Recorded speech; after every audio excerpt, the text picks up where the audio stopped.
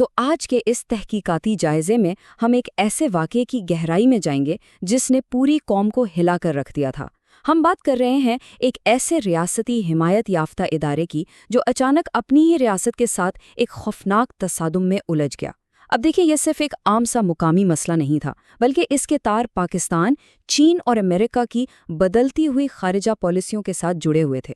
تو چلیے دیکھتے ہیں کہ آخر کیسے ان عالمی طاقتوں کے دباؤ نے اسلام آباد کے بیچوں بیچ ایک مقامی مسجد کو ایک بین الاقوامی بحران میں تبدیل کر دیا۔ اب یہاں ایک بہت ہی اہم سوال پیدا ہوتا ہے۔ ایک ایسی مسجد جسے خود ریاست کی سرپرستی حاصل تھی، جس کے رہنماؤں کے ریاستی اداروں سے اتنے گہرے تعلقات تھے، وہ اچانک نیشنل سیکیورٹی کے لیے سب سے بڑا خطرہ کیسے بن گئی؟ دیکھیں، اس تبدیلی کو ہم صرف مذہبی شدت پسندی کے زاویے سے نہیں دیکھ سکتے۔ اصل میں اگر ہم بحیثیت سیاسی تاریخ دان اس کا جائزہ لیں تو یہ انتظامی ناکامی، بدلتے ہوئے عالمی اتحاد اور پالیسیوں میں اچانک آنے والی تبدیلیوں کی ایک بہت ہی پیچیدہ کہانی ہے۔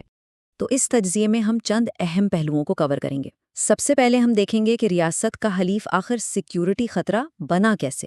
پھر ہم ریاستی ناکامی کے ایک پراپر ٹائم لائن کو ٹریس کریں گے۔ اس کے بعد پاک چین اور پاک امریکہ جغرافیائی اور سیاسی دباؤ کا جائزہ لیں گے۔ پھر بات ہوگی ریاستی ثالثی کی ناکامی پر، اور آخر میں مسجد کے فوجی محاصرے اور اس قومی بحران کے اثرات پر۔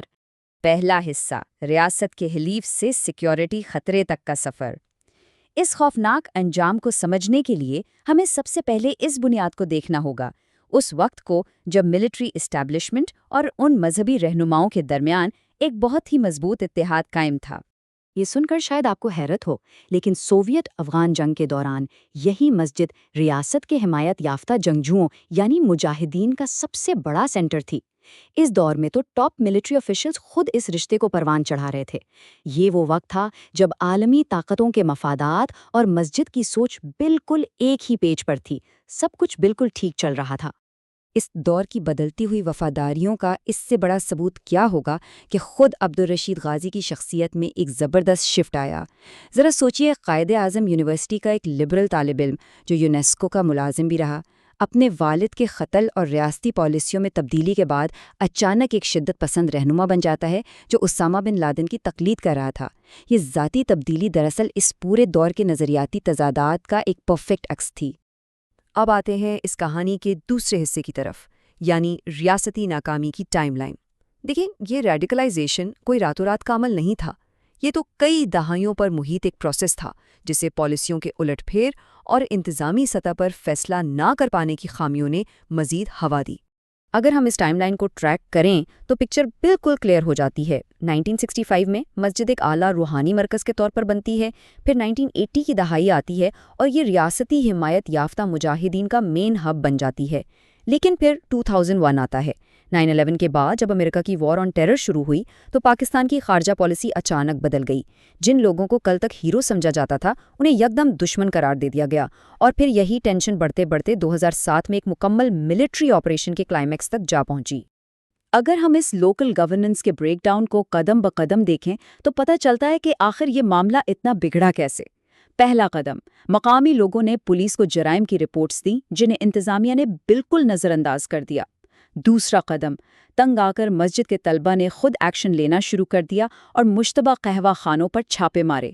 اور تیسرا قدم، بات یہاں تک پہنچی کہ ان علماء نے غیر مجاز شرعی عدالتیں قائم کر کے ایک متوازی عدالتی نظام ہی کھڑا کر دیا۔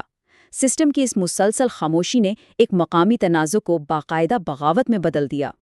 اور یہاں سے شروع ہوتا ہے ہمارا تیسرا اور سب سے اہم حصہ، پاک چین اور پاک امریکہ جغرافیائی و سیاسی دباؤ۔ ان مقامی طلباء نے جلد ہی ایک ایسی ریڈ لائن کراس کر لی جس نے غیر ملکی سپر پاورز کو اس مسئلے میں ڈائریکٹ الجھا دیا۔ یہ بین الاقوامی فریقین کا چارٹ خود ساری کہانی بیان کر رہا ہے۔ اس وقت کے صدر جنرل پرویز مشرف ایک عجیب ہی شکنجے میں پھنس چکے تھے۔ ایک طرف تو امریکہ اپنی وار آن ٹیرر کے تحت ڈیمانڈ کر رہا تھا کہ ان مقامی طالبان پر ملٹری کریک ڈاؤن کیا جائے، دوسری طرف چین تھا جو اپنے شہریوں کے تحفظ کے لیے شدید سفارتی دھمکیاں دے رہا تھا۔ ایسے میں پاکستانی ریاست کا بنیادی مفاد صرف اپنی حکومت کی بقا تھا، جس کے لیے انہوں نے مذاکرات کو چھوڑ کر آخرکار ملٹری فورس کا راستہ چنا۔ چین والا معاملہ تو واقعی ایک ٹرننگ پوائنٹ تھا۔ جب مسجد کے طلبہ نے ایک چینی مساج سینٹر پر چھاپا مارا اور ان کے شہریوں کو یرغمال بنا لیا تو یہ ایک ایسی ٹیکٹیکل غلطی تھی جس نے پہاڑ جیسا دباؤ پیدا کر دیا۔ بات اتنی بڑھ گئی کہ چینی صدر نے براہ راست پاکستانی صدر سے رابطہ کیا۔ وہاں سے ملٹری کمانڈرز نے فوری اور سخت ایکشن کا مطالبہ کر دیا، اور تو اور جو زیر التوا پاک چین جوہری معاہدے تھے وہ اچانک خطرے میں پڑ گئے۔ اس پریشر نے ریاست کو مجبور کر دیا کہ وہ اب جلد از جلد ایکشن لیں۔ لیکن اس کہانی کا ایک اور پہلو بھی ہے۔ بہت سے سیاسی تجزیہ کار یہ بتاتے ہیں کہ رجیم نے اس کرائسس کو جان بوجھ کر بڑھنے دیا۔ کیوں؟ تاکہ واشنگٹن کو ایک واضح میسج دیا جا سکے۔ میسج یہ تھا کہ دیکھیں، اگر یہاں ایک مضبوط ڈکٹیٹر نہ ہو تو یہ انتہا پسند پورے ملک پر قبضہ کر لیں گے۔ یہ دراصل ایک سوچی سمجھی جیو پولیٹیکل سگنلنگ تھی، جس میں مسجد کی شدت پسندی کو ایک ٹول کے طور پر استعمال کیا گیا۔ چوتھا حصہ، ریاستی ثالثی کی ناکامی۔ ان سب عالمی اور سیاسی دباؤ کے باوجود پرتشدد تصادم کو روکنے کے لیے کچھ سنجیدہ کوششیں کی گئیں۔ یہ کوششیں خامیوں سے بھری ضرور تھیں، لیکن حقیقت تھیں۔ مثال کے طور پر اس تیار کردہ معاہدے کو ہی دیکھ لیں۔ ثالثی کرنے والے وفد جس کی قیادت چودھری شجاعت کر رہے تھے، انہوں نے بنیادی طور پر ایک پرامن حل نکال لیا تھا۔ علماء اس بات پر راضی ہو گئے تھے کہ وہ مسجد خالی کر دیں گے، ہتھیار ڈال دیں گے اور بحفاظت اپنے آبائی گاؤں چلے جائیں گے۔ سب کچھ طے تھا، لیکن آخری لمحات میں ایوان صدر کی طرف سے اس حتمی مسودے میں تبدیلیاں کر دی گئیں۔ صدر مشرف کی ان تبدیلیوں نے مہینوں کے ان نازک مذاکرات کو مکمل طور پر تباہ کر دیا اور ایک ایسا ٹیکٹیکل فیلئر پیدا کیا جس نے تصادم کو ناگزیر بنا دیا۔ پانچواں حصہ، مسجد کا فوجی محاصرہ۔ جب ثالثی کا عمل پوری طرح پٹری سے اتر گیا تو ریاست نے اس عمارت پر اپنا بھرپور اور بے رحم ملٹری آپریشن شروع کر دیا۔ ہم شہید ہو سکتے ہیں لیکن ہم گرفتاری نہیں دیں گے، یہ تھے عبدالرشید غازی کے آخری الفاظ۔ ذرا اس صورتحال کو امیجن کریں، اندر پھنسے ہوئے ان طلبہ پر اس وقت جو نفسیاتی دباؤ تھا وہ ناقابل بیان تھا۔ باہر سے مسلسل ملٹری ایکشن ہو رہا تھا اور اندر قیادت اس شدید دباؤ کے باوجود اپنی آخری اور جان لیوا ضد پر اڑی ہوئی تھی۔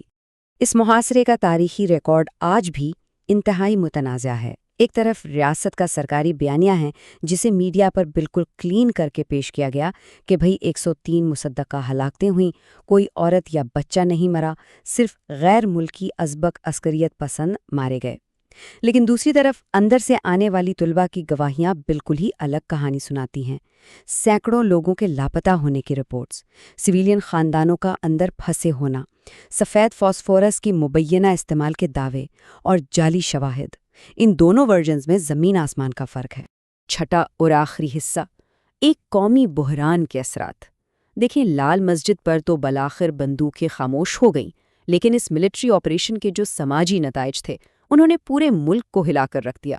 صرف اس ایک فگر پر غور کریں، 1200، جی ہاں، آپریشن ختم ہونے کے محض ایک سال کے اندر انتقامی خودکش دھماکوں کے ایک خوفناک سلسلے میں 1200 سے زائد شہری اپنی جانوں سے ہاتھ دھو بیٹھے۔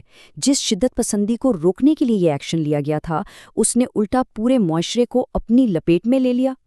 تو آخر میں یہ سب ہمیں ایک بہت ہی چبھتے ہوئے سوال کے ساتھ چھوڑ جاتا ہے، کیا اس فوجی آپریشن نے واقعی ریاستی عملداری قائم کی، یا اس نے عوام کے ریاستی اداروں پر اعتماد کو ہمیشہ کے لیے توڑ کر شدت پسندی کے ایک نئے اور زیادہ خطرناک دور کا آغاز کر دیا؟